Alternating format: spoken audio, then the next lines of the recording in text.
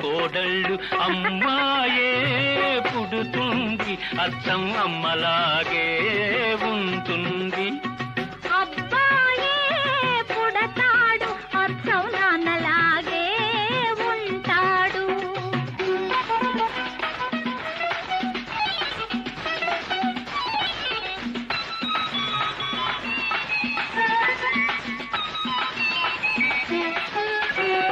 నీలాంటి ఆడపిల్ల కావాలి నాకు. మీ